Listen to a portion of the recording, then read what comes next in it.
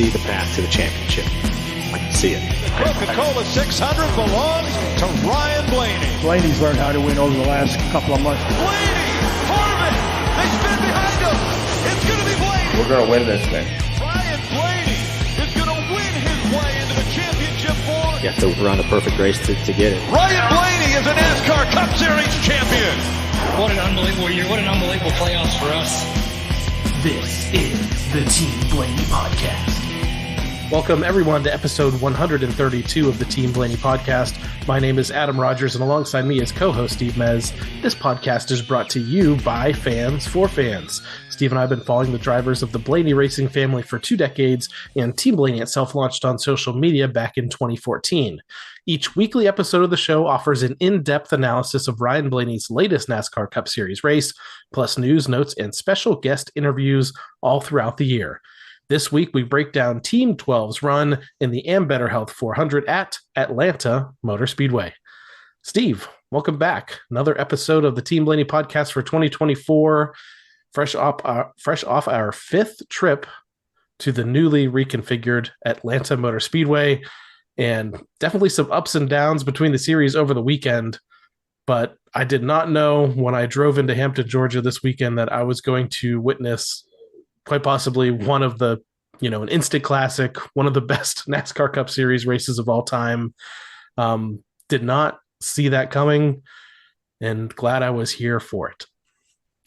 Yeah, your household is especially ecstatic today as we record this on Monday morning or Monday afternoon. Yeah, we could subtitle this Monday morning quarterback, I guess, because we'll go back through this and probably say, oh, if this and if that and if that, but the reality is it's a very popular winner, and I'm sure your wife is totally stoked over that.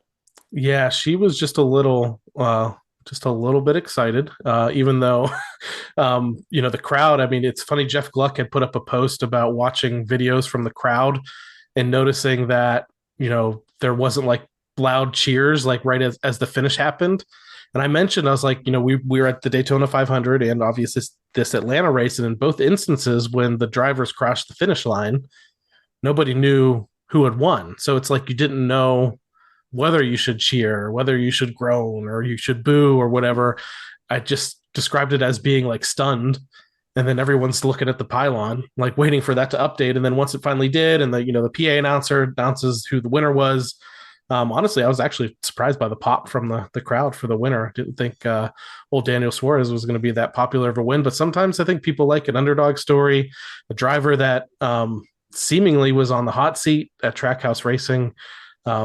So exciting for that. My wife managed to go a little bit viral on Twitter in the post race with a photo that I took. That's the amazing thing to me is you took that picture and then she posted it. I mean, you may have posted it, but she posted it herself. And that shows you how big a fan she really is, how emotional and happy she really was. Because I take a picture, if I were to take a picture of my wife like that, she'd be like, don't be showing that to anybody, admittedly, that was her first reaction, honestly, because I posted it on my own, social media.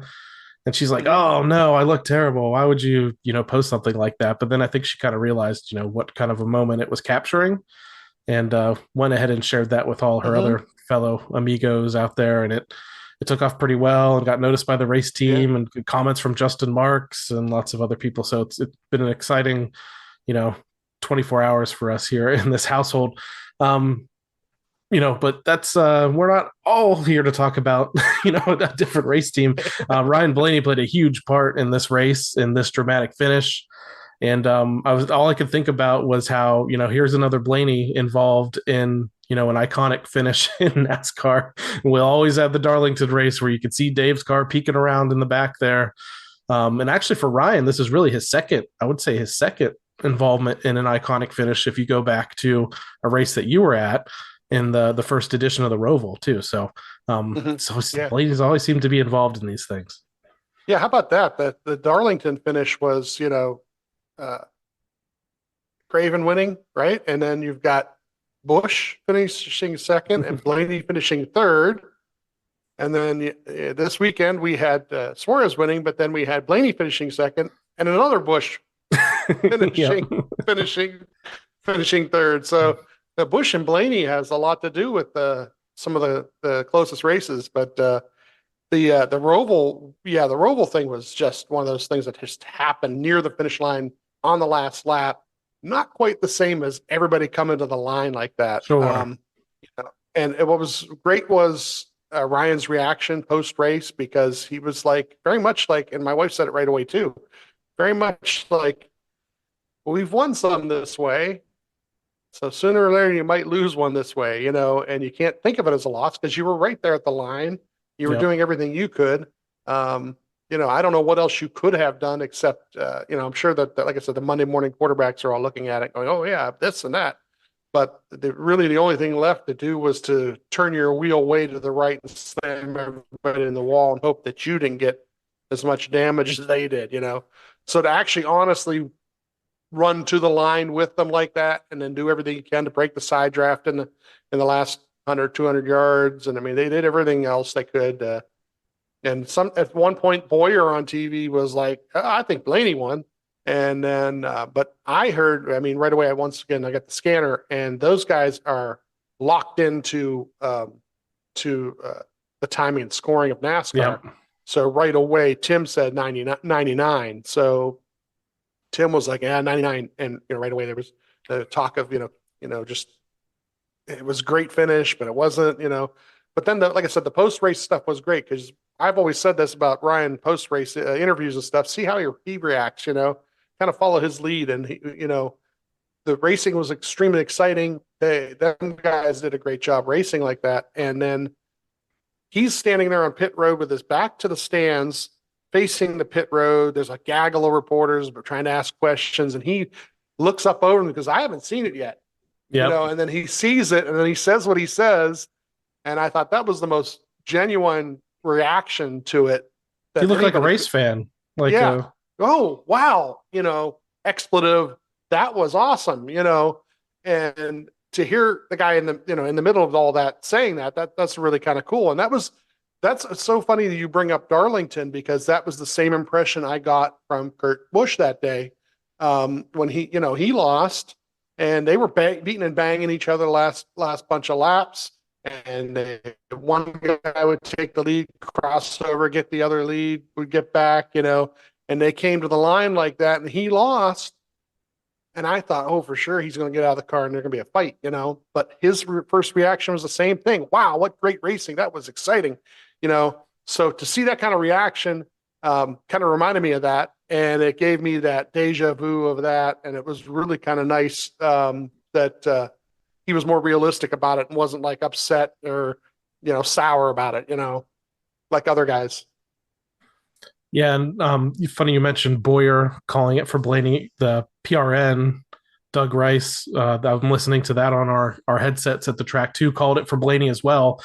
And then he, kind of stuttered a little bit, and he said, well, that's what it looked like to me. And he's like, let's go to timing and scoring. And they're like, it says it's Suarez. So, because I'm initially was, fist pumping after, he called it for Ryan, but then when they switched to Suarez, it was just kind of a different shift of emotion. But crowd reaction was great.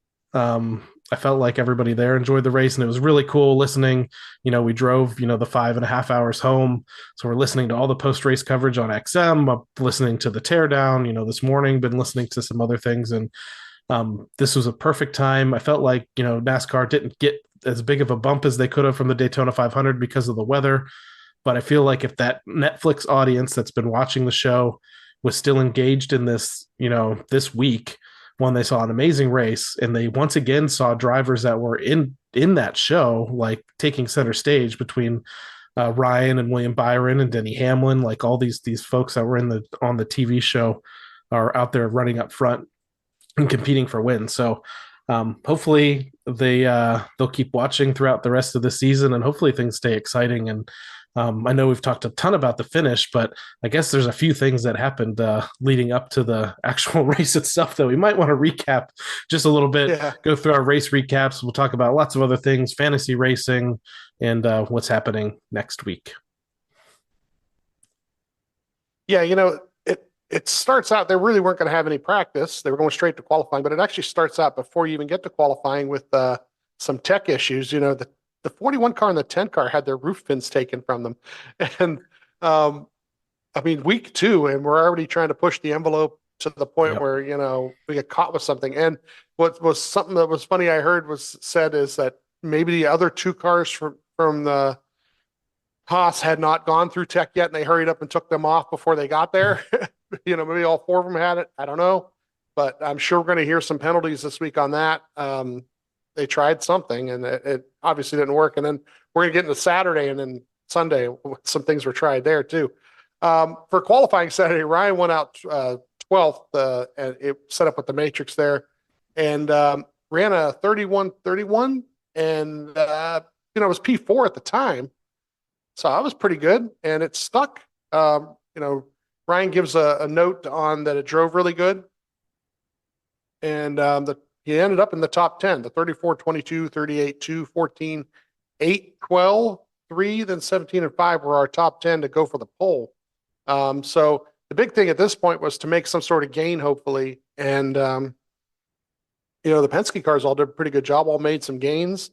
The 34 ends up with the pole, but the 22 is P2, the 2 was P4, and Ryan ended up P7. So they had all the Penske cars up in the top 10 to start the race.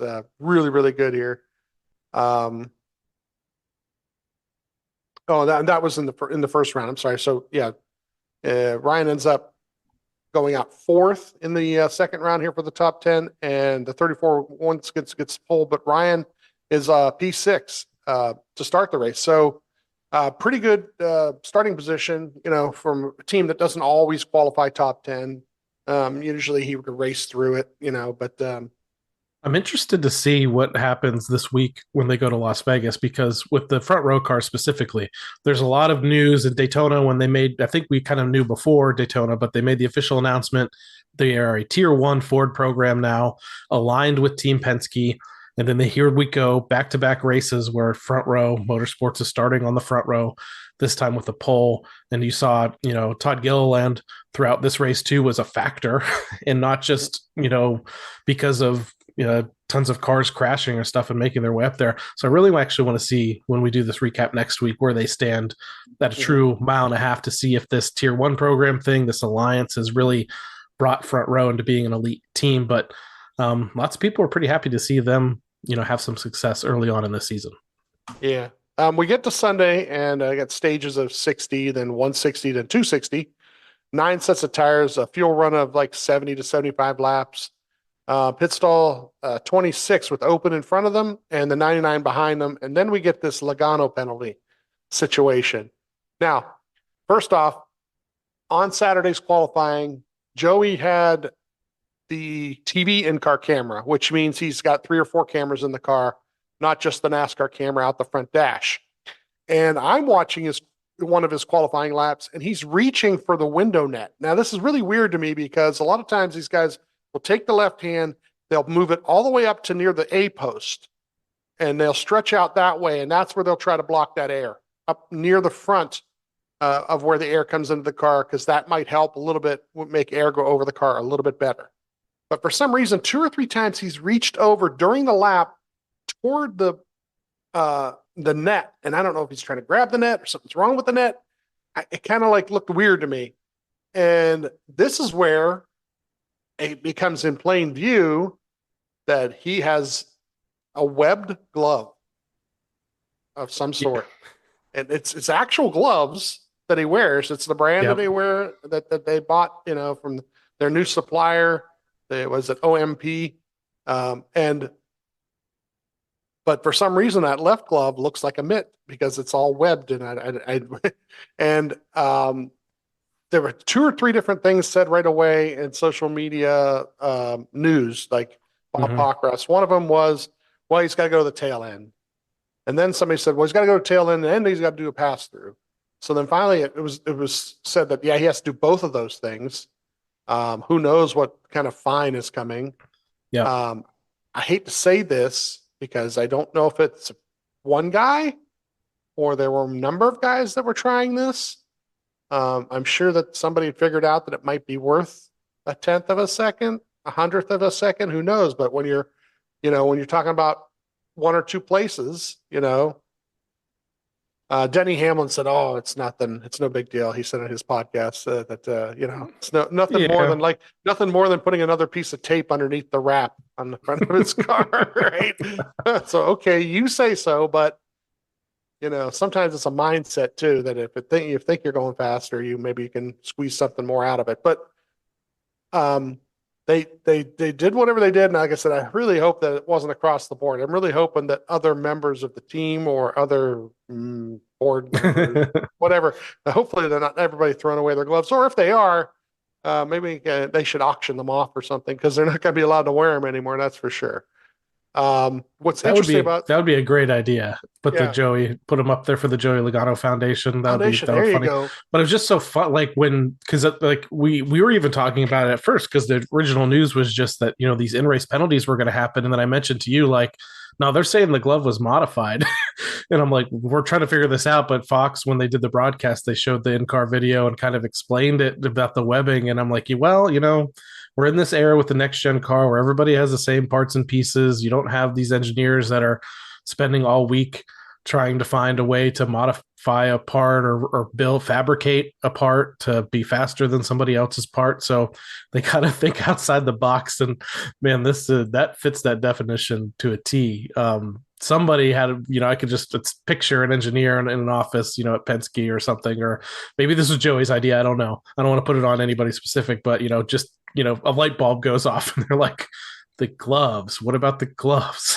What can we do with that? So more power to them. I mean, they might pay a fine here. It's not that, it won't end up being that big of a deal. These roof rail things and whatever is going to happen with Stuart Haas might turn into a pretty hefty fine. We'll have to see there. But the glove ends up stealing the headlines. We'll have to see if there's some sort of point thing too, though. That's the thing is, there's a monetary thing and they, end up donating to whatever that is. But is there a point penalty of some sort?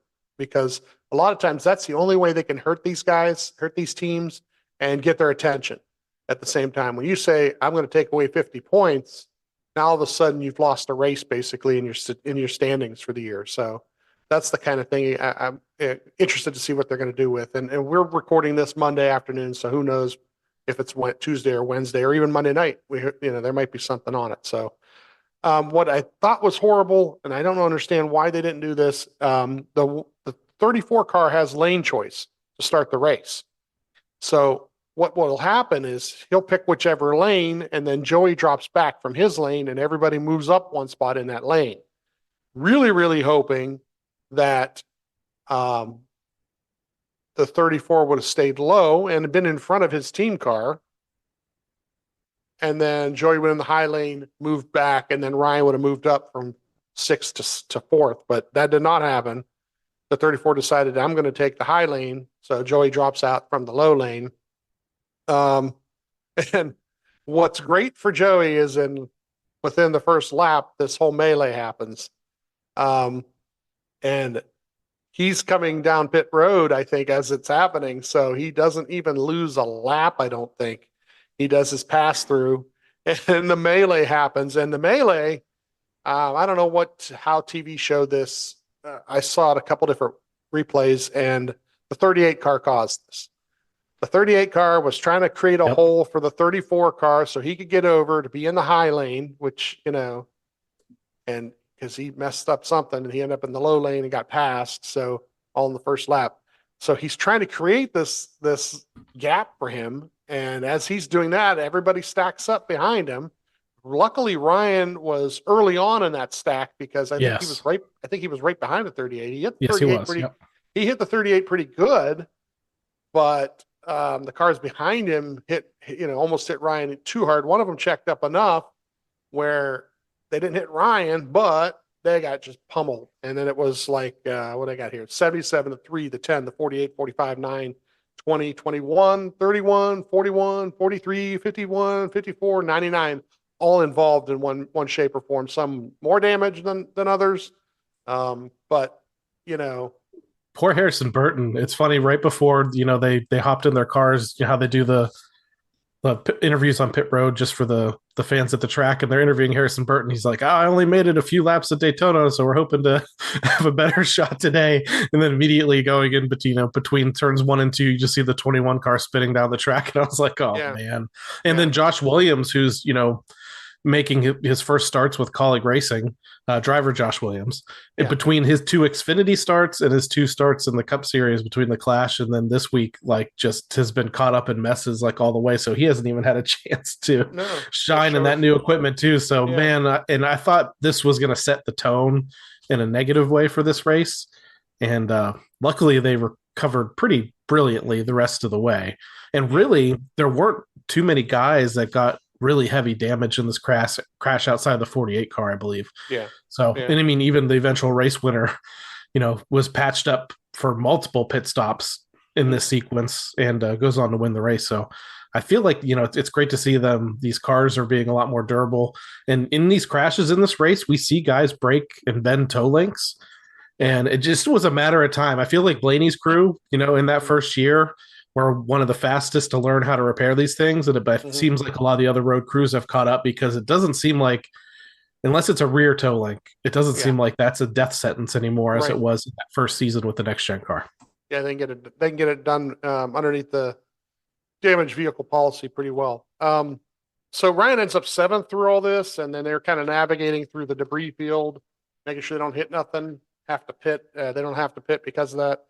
We'll get to the choose here. The 8 taking the high lane and Ryan taking the high lane, and the 2 is behind Ryan. And then we get the racing that from here on in we get the racing. And I'm watching in-car camera, so I'm watching what happens in front of Ryan, but then the TV also shows a lot of lead lap swaps for the lead. 8 and the 5 are swapping the lead.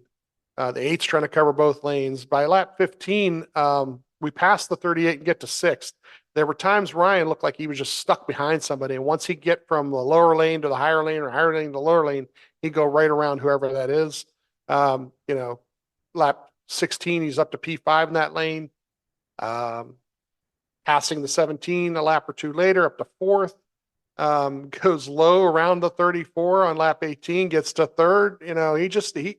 He had the car. I know we're biased, but he had the car for maneuvering both lanes and giving a push. And this is something that giving a push and receiving a push are just as important. And one of the things that some of the cars could do, and one that Ryan's definitely can do, was maintain behind somebody at a close proximity through the turns. Some guys were having to lift a little bit more. He wasn't. He didn't get tight. He didn't get loose to the point where he lost somebody in front of him. So if you could stay close enough to the guy and get the run coming off of the turn up into him, you could really punt him. And I mean, they really hit each other hard. They really punt him going down one of the straightaways and make that move, where that guy makes the move and you follow him. And, this kind of like helps him with swapping the lead. He goes up by lap 21. He's going low. He's up to 3rd and racing the 8 in the high lane. The 5 is leading. So the 5's trying to cover both lanes. Ryan's on one side, the 8's on the other side. At lap 23, he clears the 8. He gets to P2, and then he clears the 5. He gets to first place. It's like big slide job too. Yeah, and it was close. They trade this back and forth. And you mentioned, this racing was like this, and it did not stop. So if you were a fan that was disappointed in what happened at the Daytona 500 with the fuel saving racing, especially if you were there or watched the Xfinity Series race the day before on Saturday, where the racing itself was kind of lackluster, I don't know how better it can get when it comes to this style of racing on this kind of hybrid super speedway. The cars are a little bit further apart. There's space to make moves. There's space to slide, guys for the lead or even in the middle of the pack. And I thought, like, this has to settle down at some point. And I can think of maybe one time where it seemed like it was leading up to a pit stop late in the race where they calmed down a little bit. But this was like they were on fire like the whole race. It just never stopped, and the tension was so high, and it's really hard to describe, what it was like. And I'm sure it was like that for people watching at home too, but definitely in the stands, like, it was just so intense, so exciting, and just great to see it. They were, Ryan used the term taking your medicine at one point, because what was happening is you'd get a run, you'd push to the lead, and then you'd lose momentum. Somebody else, if they timed their run perfectly, they'd come right up around you. And it was extremely hard. But and as this race progresses, and Ryan and Tim work on this all race, the blocking of both lanes, or all three lanes at certain points, extremely hard to do, because you can't get too far out. But then again, if you're too close to somebody and then the move happens in the other lane, they're gone. So there's a happy medium in there. And early on in the race, it's back and forth till some of these people learn how to do it. Lap 24, the 5 gets by. Lap 25, Ryan gets past him again, and then we get a yellow for something that happens behind everybody. The 17 was spun by himself. A lot of these cautions, luckily, like you said, there was a big one at the beginning, but a lot of these cautions afterward ended up being only 2, maybe 3 car type things. I don't know how. They all looked like they had the potential to be big ones, but yeah, they were mainly 1 or 2 car incidents, and that was nice. I think if the race definitely would have been marred by crashes if that would have happened, but luckily just actually gave you a pause to take a breath, and I'm sure the drivers, honestly, and the spotters, appreciated that. So the intensity was incredible. Ryan asked for the front end to be a little bit better, more turn, but he didn't want to be too free. Jonathan's just said we're staying out at this point. We're choosing the high lane with the 8 pushing, restart lap 30. Ryan gets, 8 pushes him to the lead. 5 is leading the low lane. At lap 34 here, the 8 gets pushed to the lead, and he's covering both lanes. So Ryan's in P2 at this point, one of those lanes. And lap 37, the 5 car is a little bit loose behind him. So they're kind of like, because of this is why somebody's not getting to your back bumper to help push you. And there's points and times where Ryan tries to drag back to help that, but you can't wait for somebody sometimes too. The 34 is down below Ryan, the 8's leading, so it kind of fluctuates between second and third here. And then lap 41, the 1 pushed the 34 in the low lane, and Ryan is pushing the 8, and the 8 clears the 34, and then Ryan pushes the 34 to the lead like a lap later. I mean, it's just back and forth. Ryan in lap 45 is in the high lane here, and the 34 and the 5 both pass him. But then a lap later, Ryan passes the 5. So, at lap 50, he's behind the 34, second place still. The 9, the 8, the 5 are all right behind, and, how they're pushing, at lap 51, he does pass the 34 to get to first. At lap 52, the 34 passes him back, takes the lead back. And then we get a yellow for the 11 spinning out. And we're not sure if the 8 helped him or not there. And Jonathan says we're staying out. We're going for points here, stage points. And Ryan does say this on the radio. Tim, he says, this is really cool racing. So he's really enjoying the back and forth. And then, like I said, at this point, I think he makes a comment to the extent of taking your medicine. Like sometimes you do get the run, but then it stalls out, and you kind of have to get out and make sure you're out of the way when that next run comes and it doesn't run you over, Let's talk about that just real briefly. The Ryan talking about how much he enjoyed the racing. The Athletic and Jordan Bianchi came out last week with a story that was, went to a bunch of anonymous drivers and team owners and crew members and stuff, and did a poll on a variety of topics. And one of the questions was like, what's the race that you're like least looking forward to go to this year? And like overwhelmingly, Atlanta was that race. In interviews, even at the track, leading into the race this weekend, drivers were saying they don't really like this style of racing. They already have it enough at Talladega, Daytona. Please don't do this to other tracks, other mile-and-a-half tracks out there that might be suffering, attendance figures or something like that. We don't want to be doing this every week. We heard this for 4 races on this new configuration, and then we get through the first stage of the 5th race at Atlanta in this new setup, and it seems like from guy to guy. Even have at one point, Kyle Larson wrecks out of this race later, and he says that's the most fun I've ever had in a drafting race in my career. Like what, like what do you think is the factor that changed here, that changed their minds? Was it that they were just bored last week at Daytona, saving fuel all the time, so they were maybe just happy to go racing? Like what happened? There were two or three things that things that I see, and then things I've heard also. One is the track itself. It's not a 2.5 mile track. It's a mile and a half. So when you get to the turn, you can't be flat out the whole time through the turn. The handling becomes more important. The track itself is aged to a point where these guys, are slipping and sliding a little bit too. You said at one point that you texted me that you kind of got sandblasted, in the stands.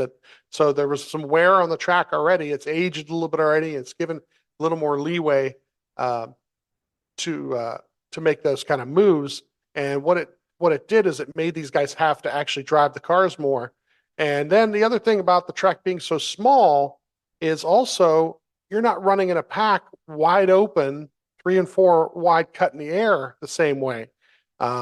You're kind of in tighter confines. You might get 3 wide, you might not. But you're not into the turns as long as you're in the turns at the 2.5 mile track. So they're not stuck to the ground as much as they are downforce wise at the 2.5 mile super speedways. So this kind of gave a little bit more rough air on guys. So they had to work a little bit harder, work the wheel a little bit more. And it caused a lot more gap to the guy in front of you and behind you, so that you could make a move to a lane, back down to a lane, up in front of somebody.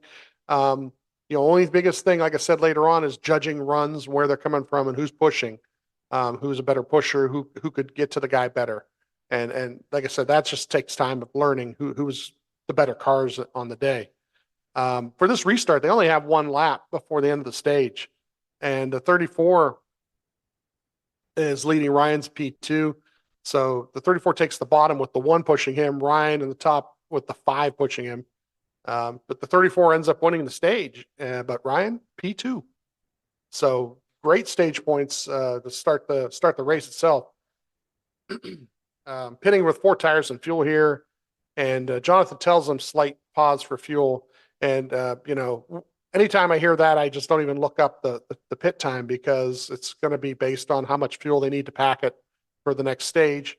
And he was running up front that whole time too, so you're going to burn more fuel than the rest of the field. So yeah, I expected them to lose a couple of spots on this sequence for sure. Yeah, and they only had like 1 or 2 cars past them on pit road.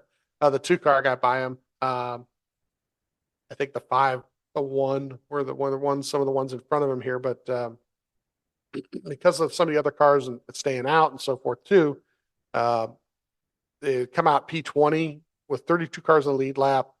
And then Jonathan even says something about coming back in and topping off, even maybe just to kind of but they end up staying there. And P19 for the restart.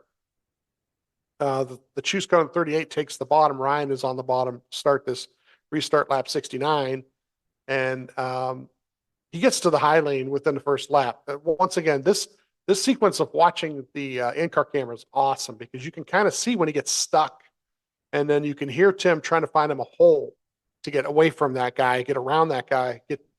You're stuck behind somebody, you can get to the other lane, the other lane seems to move, and then you're around him. So by lap 72 is up to 17th, lap 73 is when the 71 gets into the fence, but Ryan's up to 14th as that happens. At lap 76 up to 11th in that low lane, and lap 78 now he's up to 10th, and he's pushing the 2 car, which is excellent. They actually work really well together all day. Lap 82 here, we've got the 22, the 2, the 21, the 12, all in the top 8. All just having a good run. Lap 87 here, the 4 pushes high, and Ryan is in that high lane. He's running between 5th and 6th. At lap 93, the 2 is pushing Ryan. Ryan's pushing the 21. We're in the high lane. We're P5, all running together.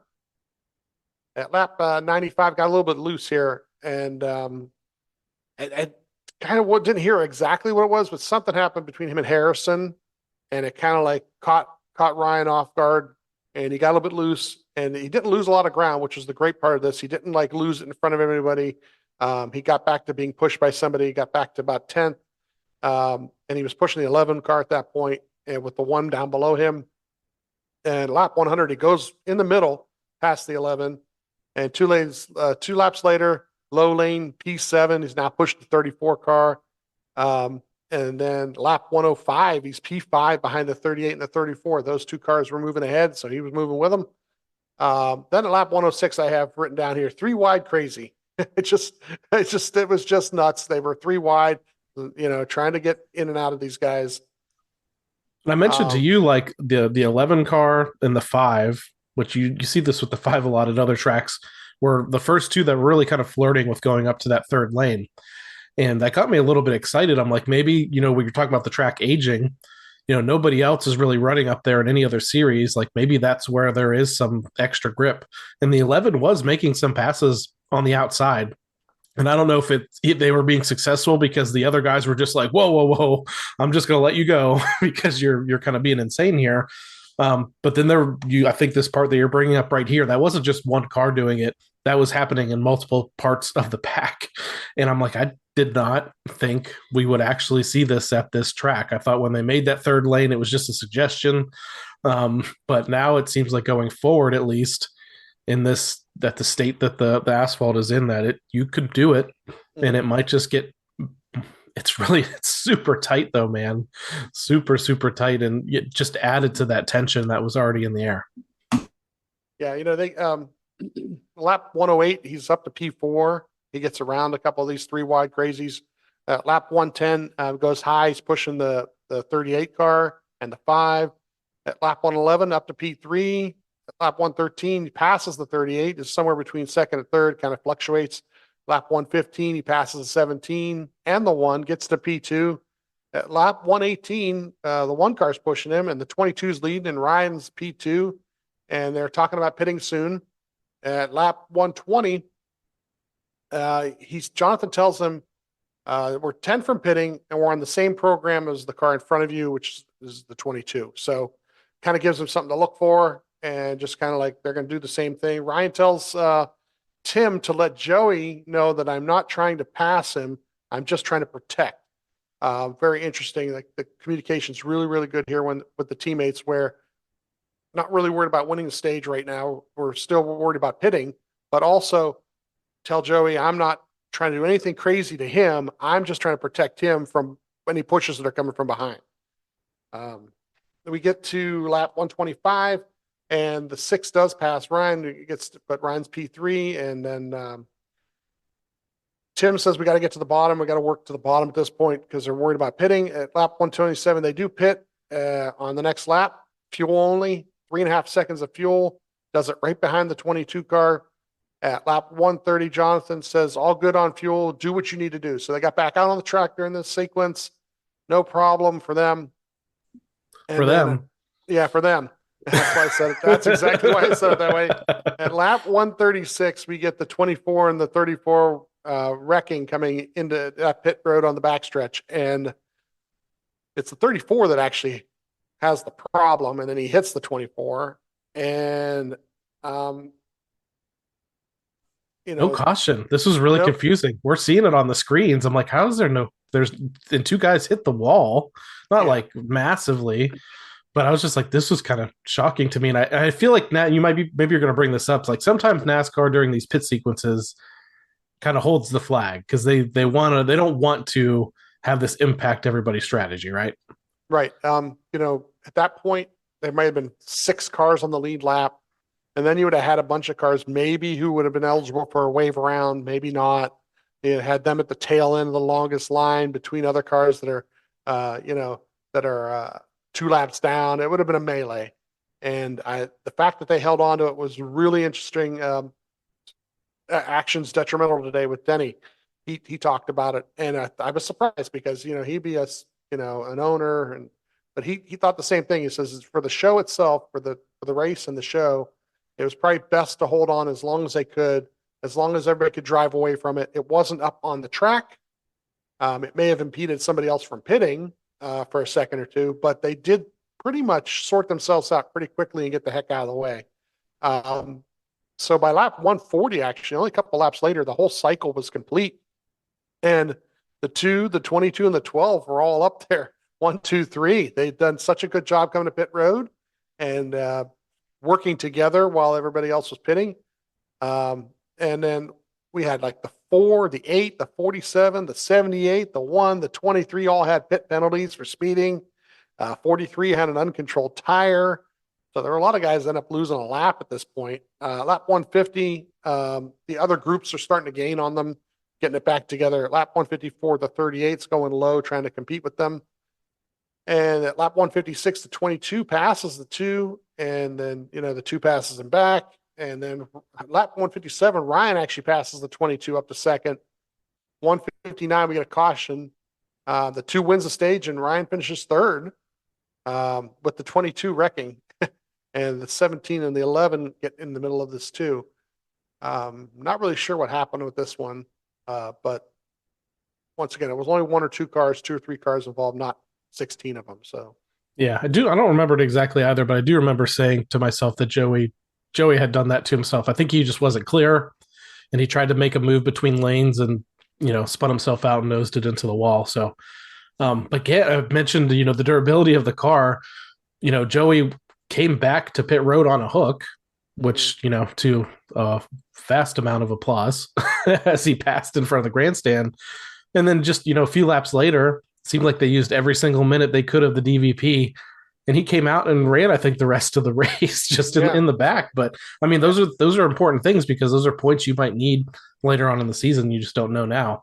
So, but somehow, man, that Penske road crew got that car fixed. Yeah. Ryan's talking about a touch more turn. Jonathan says probably, we'll end the race the same way with a fuel only stop. So he wants to know, does that affect the turn with the lighter fuel load in there? So that was kind of interesting, a little back and forth. Like, if I make an adjustment, be weary that the adjustment I make is going to also affect when we only take fuel later on and not have as much weight in the car. We only have 22 cars on the lead lap this time. We're pitting from third. But we're waiting on fuel here once again, so it only goes out to 7th. So that tells you how many other guys were waiting on fuel too. Tim checks with the 99 to see how he's handling, because Ryan's 99 has been involved in some stuff. So with the choose cone, 38 takes the bottom, Ryan takes the bottom. Tim also tells him the 9 car has some damage up ahead of him, so just kind of be weary of him. Restart lap 170, and by the end of the lap, we're up to second and third. At lap 175, we get the caution for the 15. Ryan's up to second, and Jonathan tells him number 4 here, and when the pits are open. So they're going fuel only, and then only take like a second worth of gas here, and they it's just take care of gas aggressively until I tell you different. Is what Jonathan tells him. And this is like a point where on the TV they're talking about, oh, none of these guys can make it, but this is the thought process, is maybe they can make it if we get a caution at the right time or whatnot. But choose cone here, 38 takes the bottom. Ryan is in P9 taking the top. Jonathan once again max save. The guys up front we're going to be saving fuel too. Restarting at lap 180. The 21, the 12, the 2 are all in the high lane together. At lap 186, we're P11 in that high lane. It's all jammed up though. Lap 193, the 38 and the 5 are battling for the lead, and Ryan is back in 11th, kind of saving fuel. Lap 197, we get 3 wide in front of Ryan. Then we get caution at lap 198 for the 9 car.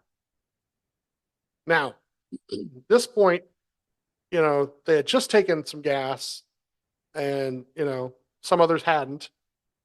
But Jonathan says Wrangler is the call here, and I believe this is a fuel only also. So there's a little discussion back and forth on this, and what it is everybody's going to probably come down pit road, but now you don't need as much fuel as everybody else. So they're coming in 11th, thinking that they're probably going to gain 3 or 4 spots just on that alone. Like, good pit stop here. We're only going to need 3 seconds of fuel. Everybody else might need 5 or 6, and maybe we're going to gain a couple spots based on that. They come out 17th. And what happened was Oops. was nothing to do with the pit crew. The driver missed the pit stall. You were down. You weren't quite across from them. They were down up pit road a little bit from you. Yeah. But he went over the line basically is all it is. He said something on the radio. He apologized right away because there was something he may have been looking at with one of the cars that he was going to have to come in and out and around, or he may have come around the 99 a certain way. And when he did, he just missed it, went a little too far, had to back up. They got the fuel in there they wanted to get. He only lost a couple spots on it. And they tell him focus forward here. We only lost a couple spots, but they come back out, and a couple other teams had to either try to come back in or something because 34 is leading for the choose cone, and Ryan's P14. So even though he left the pit road, P17, 2 or 3 other cars I think may have come back in. P14 on the top, restarting at lap 206 here. And here we go. Passes the 99 pretty quickly up to 11th. At lap 209, middle of 3 with the 7 car pushing him, which is kind of cool. Now the 7's kind of made an appearance here. He stayed out of trouble most of the day. At lap 213, P10, bottom of 3 though. At lap 213, we're pushing the 451 with the 19 pushing us, and the 2 is leading at this point. And 51 is another one of those cars that he's kind of in the way. He doesn't, even though you're pushing him, he doesn't seem to move very much. At lap 217, he gets to the high lane to go around him, and then they go around him, and then we get the 5, the 6, and the 7 crashing up high with the 42 also involved here. We're up to P8 with the 11 leading. At this point, there's only like 5 or 6 cars that have not been involved in a crash. The 2, the 4, the 8, the 12, the 14, the 38, and the 47 at this point. Yeah, I heard TV kind of jokingly, in the rest of the race coverage, it's always like, here's who's involved in the crash, here's involved in the crash. And then they just got to a point where the list was shorter than the people that hadn't been in one yet. So that's kind of fun to see. I think in that crash with the 6, I think the 6 lost it in the turn to cause that crash. And I don't know if it just was the setup of the RFK cars, but it was very reminiscent of the 17. Same deal, going through the turn and just lost the handle on it and took out a few guys. So unfortunate for the 5. The 5 I feel like could have been battling for the win here at the end of this race. They were one of the best cars and one of the best handling cars out there. Yeah, Jonathan, we're staying out. We choose here. The 11 takes the bottom here, and Ryan takes the top from takes the bottom also from P8. Tim says, be aggressive, be smart. They ain't done. And I thought that was a great thing to tell them. They ain't done up there messing around. So restart lap 225. And Ryan actually makes it 3 wide, but makes it all the way up to P4 with the 2 pushing him up high at lap 230. The 11's leading, the 38's pushing Ryan up to 3rd. And then he goes to the lead from a push from the 2 car. And at 231, we're racing with the 8 car back and forth for the lead. 233, the 23 pushes the 12 to the lead again. At lap 235, the 12 is ahead with a push from the 2. So a lot of these cars behind him keep cycling through too because they're getting pushed out in front of somebody, and then somebody's getting a run on them. At lap 238, we've got the 2, the 8, the 14 battling behind Ryan. And like I said, this is that point in time where Ryan's got a lead, and he's starting to cover all the lanes. And everybody else is kind of battling behind him, and then he's just making sure that anybody gets pushed out in front, he gets the push from them. Then we get a caution for the 14, the 51, and the 11. And he tells... I was not sad to see the 14 go at this point because he was making some ridiculous moves. Really, really tricky stuff. And then finally, I don't even want to say this bites him. I think they could just got real tight because the 99 had made a move down low and put everybody 3 to 4 wide at that point. And I think the 14, there's some contact made amongst the other cars, and it took a few guys out. But I was nervous because the 14 was fast, but I felt he was being a little bit reckless too. Yeah. Now Ryan gets on there and tells Tim to tell Austin he did a really good job there and worked, really working hard to work with him. In other words, he knows that Austin is one of those cars that in the turns cannot hang with them. A little too tight or loose, and it is losing that a little bit of separation where he's not coming out of the turn and getting to push until he gets, well down the straightaway. So Ryan's trying to hold back on the straightaway just to get that push going into the next turn. We get the red flag for this, and this is reminiscent of Adam going to a race. Whether it's rain or sleet or snow or tornadoes or hurricanes or just something tragic on the track, there's some sort of red flag. Yeah, and I think that's what I think it was Vinny or somebody in our Discord, race chat going into the weekend. I had mentioned that there's a 0% chance of rain. He's like, oh, or whoever it was, they're just like, oh, that just means there's going to be an extended red flag if you're there, because man, and I'm just going to say that happens because the main tracks that we go to are Daytona and Atlanta in this type of racing, and I don't know that it happened when we went to Talladega in the spring previously, but we'll see what happens this year. So, but it does. The red flags do also follow us around. So sorry for that. I'm just added to the drama, peak drama. That's all. There you go. Tim and Ryan are discussing Austin. Austin is telling them from his radio communication, I guess, over there, that he's committed till the end to Ryan, and that was kind of cool to hear. Austin's knowing that he's behind them, and if he's going to be behind Ryan at any point, he's going to try to help him. We're choosing from the bottom two to the two follows, and the 99 will be on the top with the 8 pushing. And we get the restart lap 244. The 23 went high, the 19 went low, and for this restart. And Ryan, they asked Ryan so they can tell Austin what to do on this restart. And I think Ryan tells him to watch his hand. So this is one of those ones where Ryan kind of motions to Austin to close up the gap as they restart. Lap 246, we're covering the 2 lanes, and the 2 kind of got shuffled, unfortunately. So we've lost the guy we want really pushing us. Then we get this caution at lap 249 with the 4, the 77, the 9, and the 3. And it's just barely the 99 took the lead off of Ryan at that point when the caution was called. So the 99 is going to have the lane choice as the lead car, and then Ryan will. And we have no help. Yeah. The 2, as you mentioned, the 2 got shuffled. So I was not optimistic. I mentioned drama, man. That I guess this is actually where peak drama happens, because if you're kind of counting laps here, you're like, I think they're going to go green with about 5 laps to go. Yeah. And I was nervous that it would just, been such a good race. And we already talked that the cautions that did happen were just kind of small crashes since that first one that happened, 2 laps into the race. So I was like, man, I hope this doesn't, whatever happens, between here and the end of the race, I hope it doesn't kind of taint, the exciting race that we saw so far. Yeah. For this choose cone, we get the 99 taking the bottom with the 8 and then the 23 behind him. And then Ryan at the top, he's got the 19 and then the 2. And I thought this was advantageous. I may have texted you at this point, because if anything, the 2 is going to at least push the 19 hard enough where the 19 has no choice but to push what's in front of him, and hopefully they can work as a three-man group up through there. And we get this restart at lap 255, and the intensity is incredible at this point. Watching the in-car camera, what's in front of Ryan, if there's anything in front of him at all, you can see off the left-hand side if somebody's made a move. They bumped the 99 on the backstretch here. The 23 is pushing the 8, 3 wide here in that last lap. Talking with Tim today, I mean, he put on a clinic as far as spotting goes, and both these last 2 runs here, the one before this caution and the one after the caution to the end of the race. And what I mean by that is they ran in front of everybody and tried to cover all the lanes really, really well.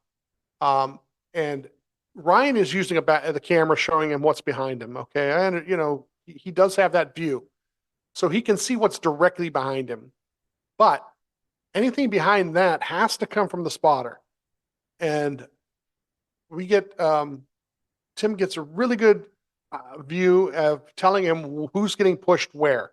So where that run is from the guys behind him, Ryan really does cover these runs the whole rest of the way, except for what happens going into 3 and 4. And what happened to 3 and 4 really was not a product of anything more than just such a huge rush push by the 23 into the 8. The 8 shoots that gap. If Ryan tried to cover that at that point, we're wrecking everybody. Yep. It's not really one of those things where he could have probably covered it. Monday morning, we've talked about Monday morning quarterbacking. This is one of those things where everybody's like, oh, he should have done this. He should have done that. The reality is he really couldn't have. He couldn't have done much more than what he did. It gets 3 wide. Unfortunately, in 3 and 4, the car, the 23 car, loses it a little bit. He gets loose. And then the 2 car also is above the 23. They both get loose. And we've got this 3 wide thing going on at the front, Ryan, the 8, and the 99. If the 23 could have got through 3 and 4 without getting loose, he probably ends up pushing Ryan to the win. He had no other choice. He'd have been down the low lane where he was. He would have had, but he couldn't keep the low lane. And I think that's part of it too. He tried really hard to keep the low lane because I think if he's going to pick any one of those 3 guys to push, I think he wanted to push his buddy, if anybody, and make himself that 3rd or 4th place finisher too. The drag race to the line is amazing. The coverage on TV is, but Tim right away, like I said, Tim has the NASCAR's automatic scoring set up there, and right away he says 99. So I kind of knew right away that that's it. The TV kind of went back and forth for a minute or two. NASCAR did this thing where they wanted to check it, which is great. It added a little bit of more drama to it. And like you said, at the track, it probably added a lot of mystery because you were waiting to hear something official, but like I said, fabulous finish. Not our guy, not our guy. Your wife is ecstatic today, I'm sure. And it couldn't happen to a better guy too, because having seen him interact with his fans and the people who follow him, he is genuinely a really, really great guy. And so I can't feel nothing but happy for Daniel winning. Let's go on to next week and see what else we can do. Really good second week here. Staying out of trouble. One of the only like 3 or 4 cars that didn't bump into somebody and be involved in a wreck. So let's do that again next week. Yeah, one of the cleanest cars all day definitely was the 12 car. Dominated parts of the race. Like you said, putting on a clinic in the closing laps. It was just that one. And I mean, Kyle Busch even mentioned in his post-race that he made that move not knowing if he was going to make it or not. It was such a tight spot to get through. So unfortunately he did. And yeah, it was a drag race to the finish line. I mentioned earlier that, the crowd was just kind of stunned waiting to see who actually got it. I was jubilant at first when PRN called it for Ryan. And then, they quickly, seconds later kind of understand what timing and scoring is saying. And it just seemed like they didn't even believe it. They're like, and I think it had to do with the way Ryan came to the line. Like he swung. I mean, you mentioned when we talked about the finish amongst ourselves that they kind of fanned out, but Ryan fanned out maybe more than the other 2 could because they were tighter against the wall. And I thought that would give him the momentum he needed, the separation he would need to break the side draft. And he got ahead of the 8. But yeah, 3 thousandths of a second between the 99 and the 12, and then 7 thousandths of a second between the 99 and the 8. So super close. And I think they said that the finish, equates to about 2 inches. Yeah. And man, I'm confident that this 12 car is going to win multiple races this year. So right now I'm excited for the 99 and my wife, who's a big fan of Suarez, and for him himself, like you said, he's a good guy. I don't always agree with, everything he does on the racetrack because he's an extremely aggressive and unapologetic driver, much like his teammate, I would say. But it's good to see someone like that have success. A guy that worked hard, came up through the ranks, won an Xfinity Series championship, and then went through that Toyota pipeline where, it's more of a, you have to succeed in your first year, bounced around to a few teams, and it seems like he's found a home now at Trackhouse. So kudos to them, but kudos to this 12 group. Let's take a look at the NASCAR Cup Series point standings. Last week, Ryan was back in the 23rd position in the standings, and it could have been worse if he didn't win that stage at the Daytona 500. So he jumps 18 positions this week to the 5th position in the overall standings. Just 8 points behind the leader, who is Kyle Busch. So the top 10 right now is Kyle Busch in first, then William Byron, Austin Cindric, Bubba Wallace, Ryan Blaney, Chase Elliott, Alex Bowman, Martin Truex, or Ross Chastain. Sorry, I skipped a couple people. Chase Elliott, Daniel Suarez, Ross Chastain, Alex Bowman, Martin Truex Jr. Here's an interesting stat for you, Steve.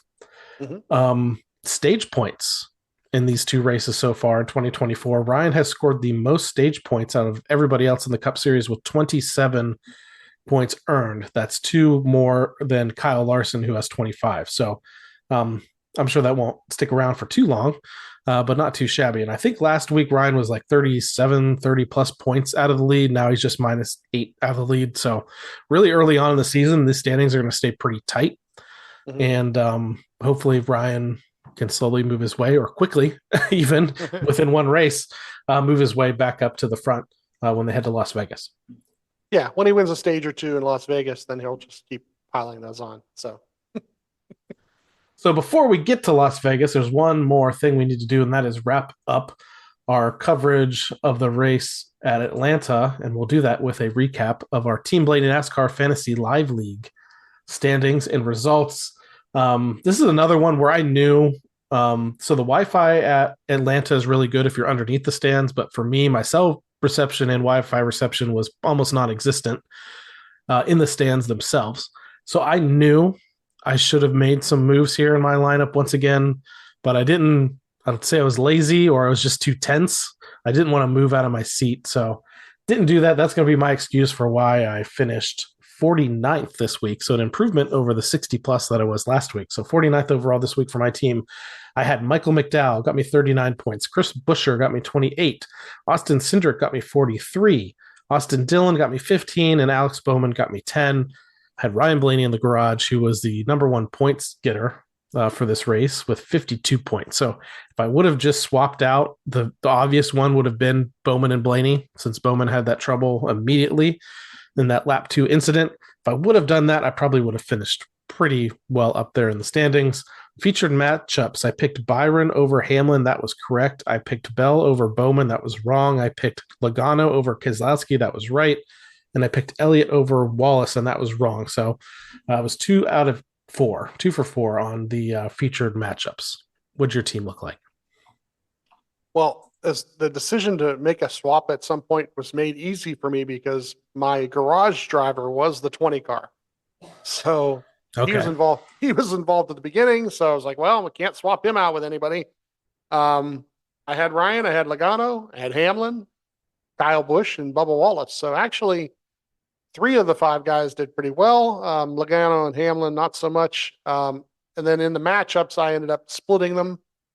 I had Denny, who lost to Byron. I had Bell, who lost to Bowman. But then I had Logano over Keselowski, and I had Bubba over Chase Elliott. So, those are 10 points apiece, so we got to get those 4 right. But otherwise, just too many guys caught up in too much stuff. Hamlin, Logano at different points of the race led the race. So yeah, they should have been much, much better. And they didn't get much stage points either, to tell you the truth.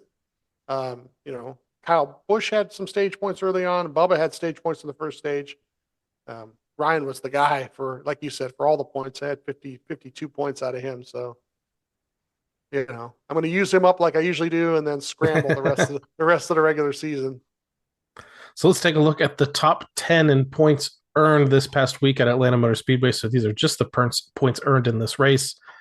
Tie for 10th between Blaney 10 and Sam Speedsters with 196 points earned. Tie for 8th, Factory of Sadness 6 and Blaney Kicks Beep, 197. 7th is Big Burn, 199. Tie for 5th with 0 Schlitz given and Rochi 12 with 202 points.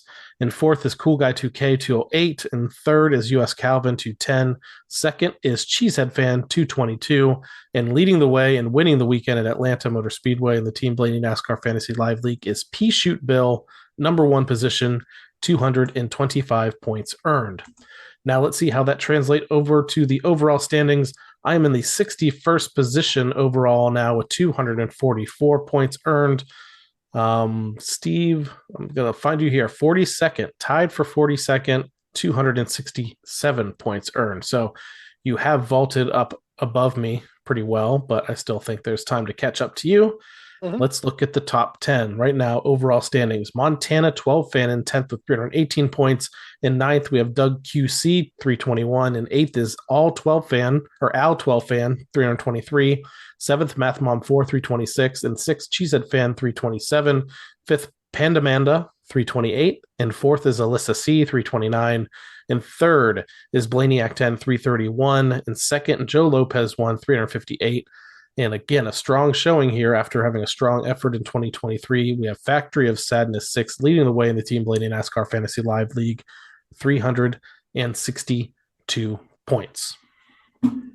And that brings us now, Steve, as NASCAR heads west to Las Vegas Motor Speedway this weekend. So let's take a look at the NASCAR on TV report for Las Vegas. Kicking things off on Friday, March 1st, 9 p.m. Eastern Time, you have the NASCAR Craftsman Truck Series Victoria's Voice Foundation 200. You can watch that on FS1. Saturday, March 2nd, 2 p.m. Eastern Time, the NASCAR Cup Series practice and qualifying on FS1. So they will have traditional practice like they had all last year in the two groups. Then they'll have the two groups qualifying, and then they'll have a final round there for the 10 fastest cars. Again, 2 p.m. Eastern Time on FS1. Followed at 5 p.m. Eastern Time, you have the NASCAR Xfinity Series, the Laguna. It just says the Laguna. Who knows how long this race is?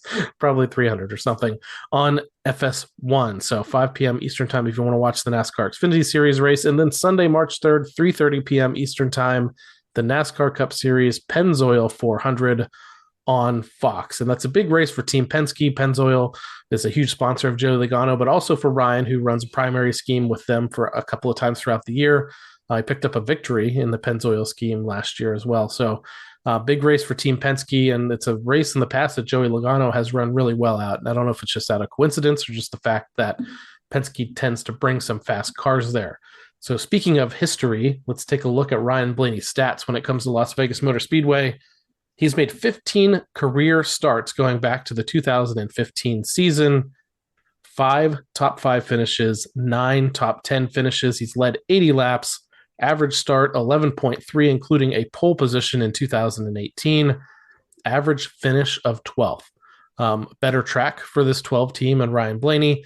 Let's take a look at the last several finishes, though. They are a little troubling.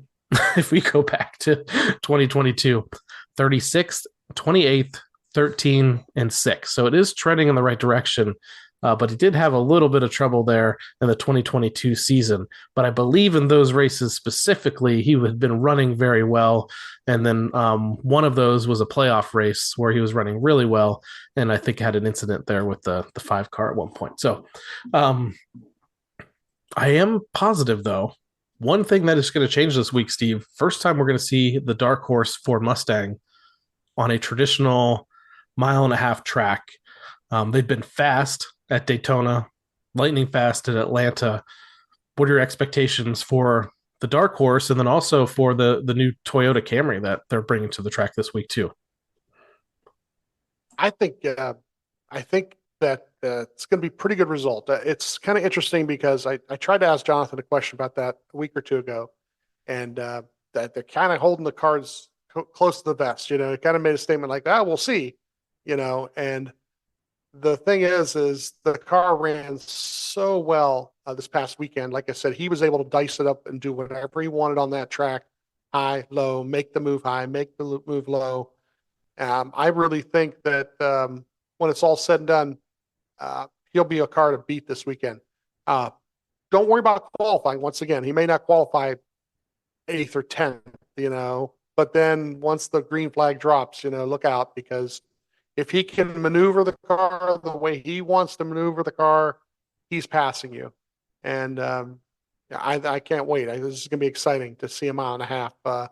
I think they've got the program. And like I said, they down the stretch last year, the last 2 or 3 races they ran on 1.5 miles. They were pretty much the car to beat there too. So, I can't wait. Can't wait to see what happens this Sunday.